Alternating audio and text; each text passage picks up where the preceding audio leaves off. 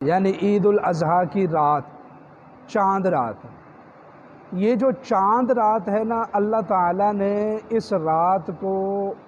ایک عجیب ہی فضیلت عطا فرمائی ہے۔ اللہ کے رسول صلی اللہ علیہ وسلم کی حدیث ہے، آپ صلی اللہ علیہ وسلم نے ارشاد فرمایا کہ یہ جو چاند راتیں ہوتی ہیں نا، عیدوں کی راتیں، چاند رات جس کو ہم بولتے ہیں، جو بندہ اس دنیا میں ان راتوں میں جاگ لیتا ہے اور عبادت کر لیتا ہے، ذکر کر لیتا ہے، نوافل پڑھ لیتا ہے، قرآن پاک کی تلاوت کر لیتا ہے، الغرض کسی بھی طریقے سے اللہ کو راضی کرتا ہے، تو کل قیامت کے دن جب ساری دنیا پریشان ہوگی، نفسا نفسی کا عالم ہوگا، ہر انسان کا دل مرجھا جائے گا، اللہ تعالیٰ اس دن جس دن ہر انسان کا دل مرجھا جائے گا، اس دن اللہ تعالیٰ ان چاند راتوں کو عبادت کرنے والے کے دل کو زندہ فرما دیں گے۔ یعنی اس دن پریشانی، اس دن تکلیف، اس دن آفت، اور وہ جو جہنم اپنا منہ کھول کر سامنے کھڑی ہوئی ہے، اس کو 70 لگامیں ڈالی ہوئی ہیں، اور وہ جو سورج 1.25 میل کی مسافت پر ہے، 1 میل کی مسافت پر ہے، اور وہ جو زمین تانبے کی بن چکی ہے، لوگ اپنے گناہوں کے پسینے میں غرق ہو رہے ہیں، اس دن اللہ رب العزت اس آدمی کی حفاظت فرمائیں گے، اور اس کے اوپر کسی قسم کی کوئی پریشانی نہیں ہوگی جو اس دنیا میں ان چاند راتوں کو قیمتی بنا لیتا ہے۔ تو اس لیے یہ جو رات ہوتی ہے، چاند رات جو ہوتی ہے، یہ بڑی فضیلت والی رات ہے، اور اس رات کو ہر ایمان والے کو اس رات میں خصوصی اعمال کرنے چاہیے۔ سبحان اللہ، الحمدللہ، اللہ اکبر، لا الہ الا اللہ، استغفر اللہ، اس کی کم از کم 100 مرتبہ بندہ تسبیح پڑھ لے،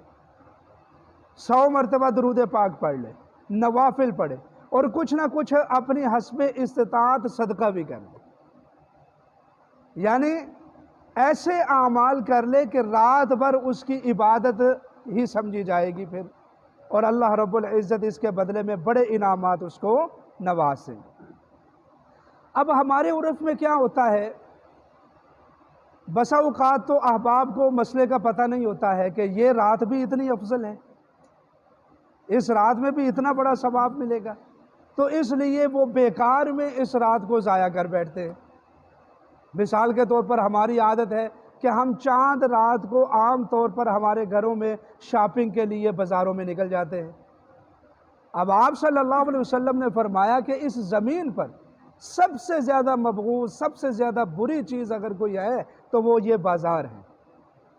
اب اتنی افضل ترین رات میں بازاروں کے اندر وقت کا ضائع ہو جانا، یہ بڑی بد نصیبی کی بات ہے۔ ہاں، یہ بھی بات ہے، حجام کے پاس جانا، یعنی بندہ دن میں ہو جائے، اس رات کو خصوصی طور پر بندے کو عمل کر لینا چاہیے۔ یقین جانیے، جس قدر وعدہ ہے نا، مجھے یقین ہے کہ جو بندہ اس رات کو عبادت کرے گا، اللہ تعالیٰ اس کی ضرور بخشش فرما دے گا۔ اس سے بڑھ کر بندے کو کیا چاہیے؟ اور اسی طریقے سے ہمارے جو نوجوان ساتھی ہوتے ہیں، وہ خصوصی طور پر اس رات میں کھیل تماشا کرتے ہیں، جوا، یہ جو کرکٹ وغیرہ، اور اسی طریقے سے ہاں جی، گناہ کے اعمال، کھیلوں میں بعض کھیل ایسے ہیں کہ جو انسان کی صحت کے لیے، نشو و نما کے لیے جائز ہیں کھیلنا، لیکن اس رات میں اور اس طرح کی راتوں میں اور اس طرح کے دنوں میں جو بڑے افضل ترین دن ہوتے ہیں، ان میں کسی قسم کا کھیل تماشا کر کے ان راتوں کو ضائع نہیں کرنا چاہیے، یعنی کسی نہ کسی طریقے سے بندہ ان کو قیمتی بنا لے۔ اور اسی طریقے سے بعض لوگ گناہوں میں، بڑی بد نصیبی والی بات ہے کہ بڑے بڑے گناہوں میں ان راتوں کو ضائع کر دیتے ہیں، جس طرح شراب ہے، جوا ہے، زنا ہے، اللہ تعالیٰ معاف فرما دے۔ تو اس لیے میرے بھائیوں، میرے دوستوں، میرے بزرگوں، یہ جو رات آنے والی ہے نا، چاند رات، اس کو انشاءاللہ ہم اپنی ترتیب بنائیں گے کہ خصوصی طور پر اس پر عمل کریں،